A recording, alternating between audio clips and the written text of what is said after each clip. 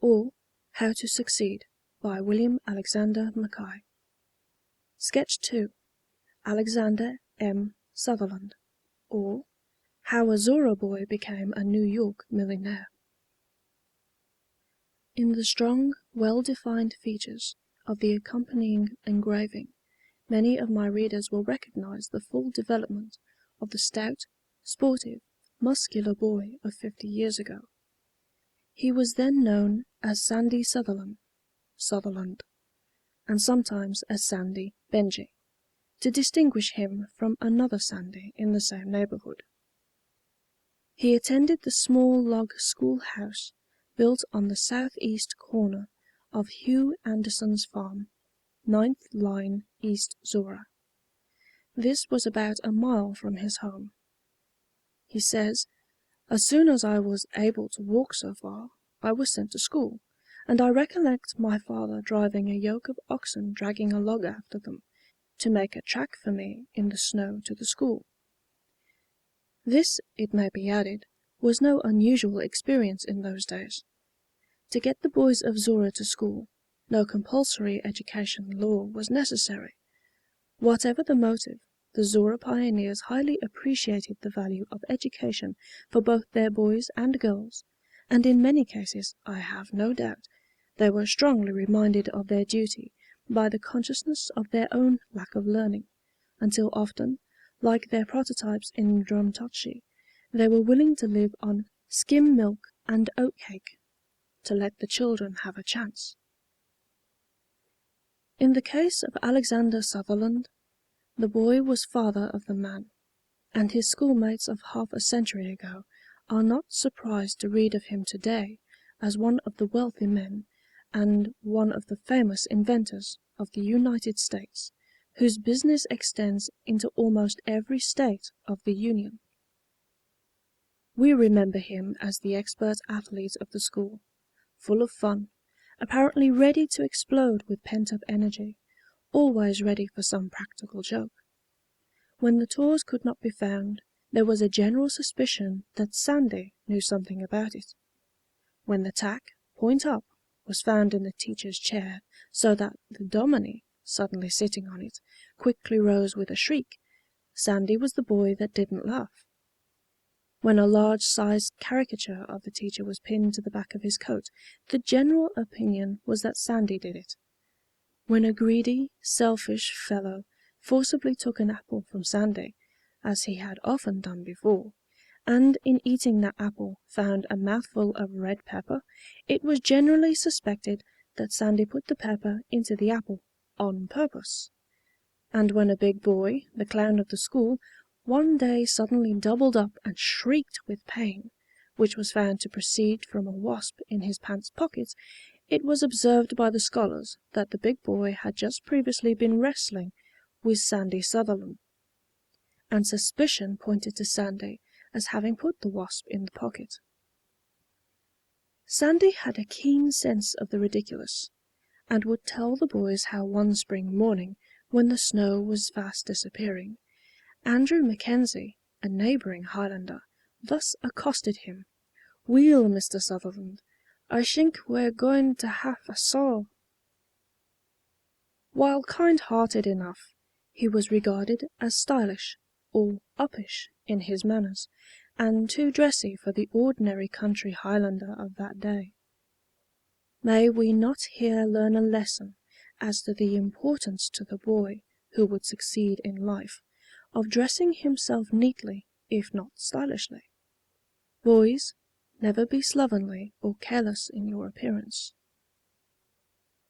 I remember also his brother James and the many circus tricks he could play.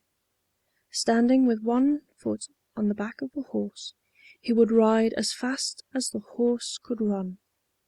He could revolve at a rapid speed in the manner of a wheel, throwing out his hands and feet for spokes, and making his body the hub of the wheel. Alexander Sutherland still delights to tell of the freaks and tricks of his early days in Zorra. "I was," writes he, "rather a plain-looking youth. My hair was very straight and black, and, Like all zorraboys, I wore it long. My brother James had brown wavy hair, and was quite a favorite with the young ladies of our acquaintance. I was determined to become so. I imagined that all I had to do to gain this end was to get my hair curled like his. So, before going to the next party, or spree, I was careful to get my hair well curled. An old bachelor friend of our family told me I looked well, the brute. That night not one girl would dance with me, and I was puzzled. I had made the mistake of trying to be like another. Many keep erring all their lives in that way. I hope the lesson was not lost upon me. In aping another I looked neither like him nor like myself.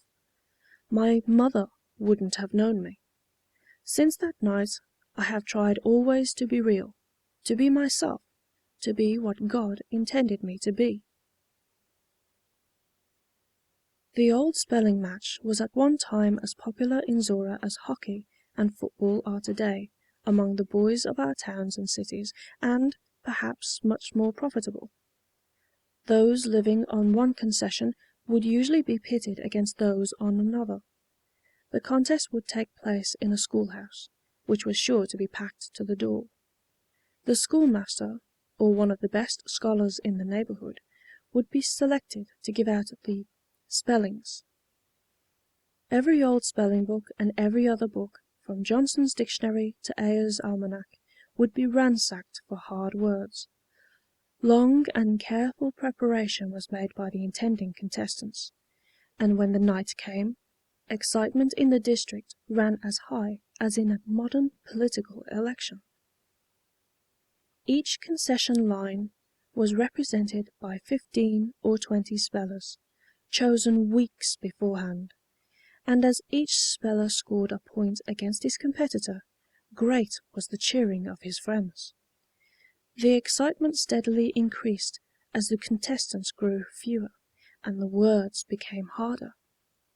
Mr. Sutherland gives his experience on one of these occasions. He says, "One night 6 of us went out to spell down the 11th line school. We all went on horseback. I don't recollect all 6, but Hugh Anderson, James Fletcher, and myself were 3 of them. We were good spellers, but were beaten. One of the 11th line young men gave out the spellings, and exhausted several spelling books. At last he took up an old dictionary. An 11th line lad and I were the last on the floor. Soon my Waterloo came. The word mosquito was given. I put an E at the end. He put 2 T's in it. We were given another chance. I left the final E off, and he spelled it MUISCHETTO, and won for the 11th line. We were shown the word, and it was so in the book. I now wonder who compiled that dictionary." But the evening's entertainment was not yet over.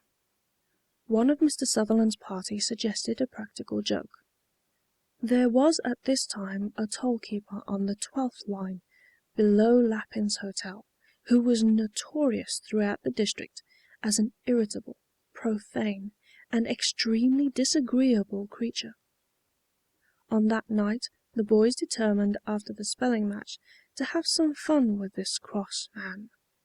So all 6 turned out of their way, and headed for the toll-gate, of course, not intending to go through. After much din they roused the crankiest fellow in the township. It was a cold night, and after 12 o'clock, and coming out of a warm bed, the man was more than ordinarily cross. He growled at the young men for being out so late. One of the party asked him how much he would charge for all 6 horses passing through. 30 cents, you young saphead, was the answer. Will not give you more than 10, replied the spokesman of the party. Then began a stream of skilfully assorted profanity which would stagger Satan. The toll-keeper needed neither candle nor book, and yet the jackdaw of rhymes never heard anything like it. Ordinary profanity was, as Mark Twain would say, rudimentary in comparison with it. When he had done, he was asked if he would not let all go through for 20 cents. The man's strength and vocabulary were both insufficient for the occasion, and with a panting effort he shouted, "No!" "Well," was the reply, "we won't go through. Good night." And the boys galloped home feeling that they had paid off some old scores. His old Zorra chums still enjoy telling how, one dark night, Sandy was returning home from a "party" on the 9th line. He had to pass through a piece of dark woods. Just as he entered the dismal forest he thought he heard a rustling among the leaves, and also saw some black thing moving in his direction. It was a bear, no doubt.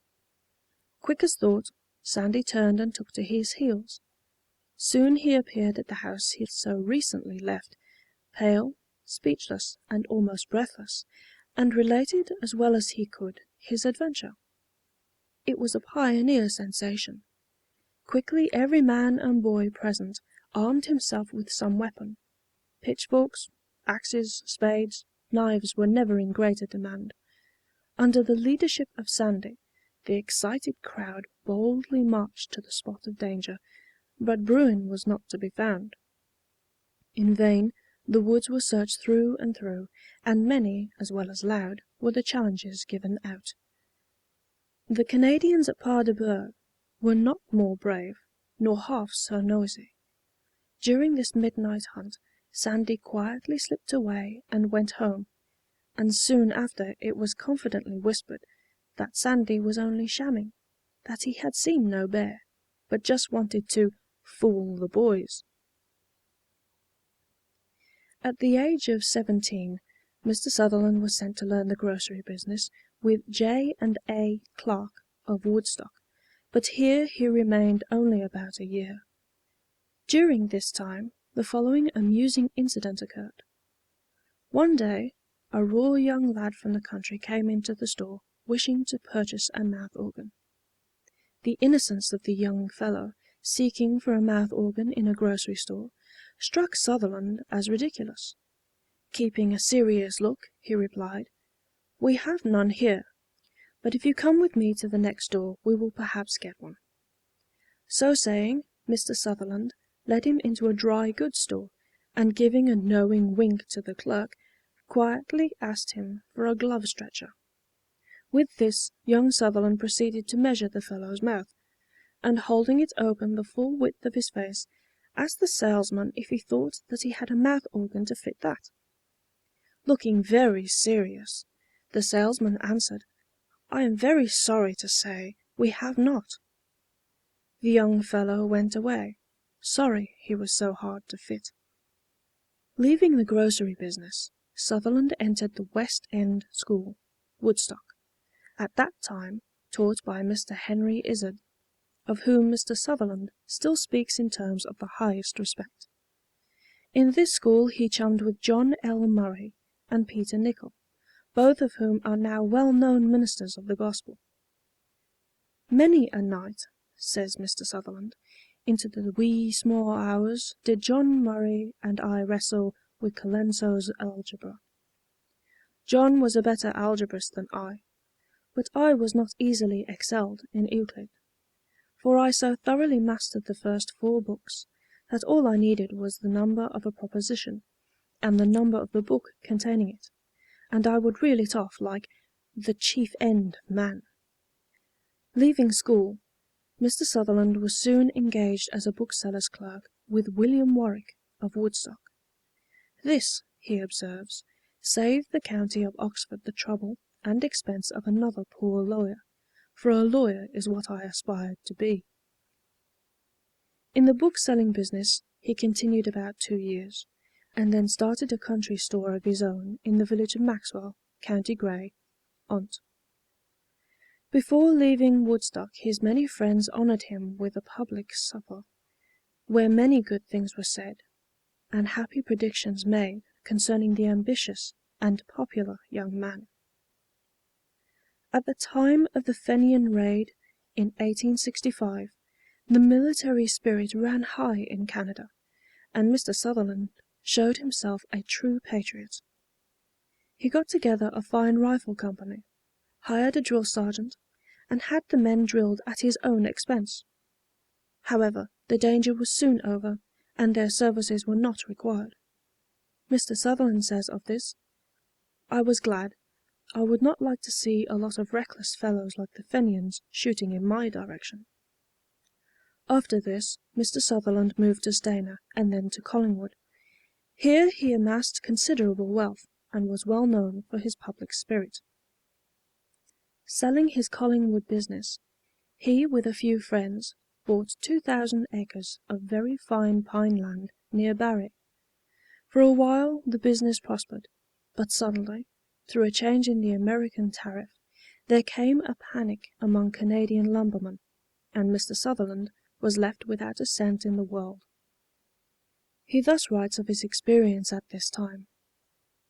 "So, at the age of 40, my entire capital consisted of a good, hopeful, cheerful wife, 4 dear little girls, the respect of my neighbors, and plenty of confidence in myself." We cannot here go into all the ups and downs, the trials and triumphs of Mr. Sutherland's life at this time. He purchased a large interest in the American patent covering the Mackinnon stylographic pen, which in Canada was worse than a failure. Mr. Sutherland, however, set his wits to work and improved upon it. Thus improved, he took it to New York, landing in the great city a perfect stranger, with a small brass model of the pen and a borrowed $50. All told him his patent would be a failure. "But I went to work," he says, "worked night and day, and within 3 months I had a good paying business. I advertised extensively, and in 2 years and a half I had agents all over the rest of the civilized world, as well as in every town and city in the United States, and did a large business. In less than 4½ years I made clear of all expenses a little over $30,000, and sold the business to a bookseller in the city for $68,000 more." But the great financial event of his life took place 15 years ago, when he was swindled into wonderful success. It happened in this way. He was induced to purchase a patent for making illuminating gas of a high candle power, at the rate of 10 cents per 1,000 feet. But though the model worked well, nothing could make a larger apparatus than the model work successfully. After experimenting for the greater part of 2 years, paying expensive men to assist him, he gave it up. He then went to work and invented another apparatus for the same purpose, on an entirely different plan. This succeeded, and was the beginning of a career of uninterrupted and wonderful prosperity. Mr. Sutherland is to-day one of the best known men in Wall Street, New York City. He is president of the Sutherland Construction and Improvement Company of New York, and president or director of half a dozen other companies, the aggregate capital stock of which runs into the millions, and his contracts run into hundreds of thousands of dollars annually. Being asked, "To what do you attribute your success in life?" Mr. Sutherland replied, "When I achieved any degree of success, I did it by first laying out a plan, and then with unswerving perseverance working out that plan and no other. Have a purpose and stick to it." Self-reliance is a strong characteristic of this son of Zorra. "Depend on yourself" is his motto. He writes, "Once, when a boy, I was thrown into deep water in a river by a much older boy, who was a good swimmer, and I was told to swim or drown. With many awkward flounderings and much spluttering, I managed to keep afloat half the time, till I got ashore. Ever since that time I could swim, Apart from that time, I have never gained anything by taking other people's advice, unless it was medical advice, and that wasn't right half the time. Mr. Sutherland speaks with gratitude of his Christian parents and his religious home training, and concludes with these words, so important to every young man today. I have noticed that those who have come nearest to living up to the golden rule have been the most uniformly successful, both as to character and competence. Professor H. J. Cody, M.A. End of Sketch 2.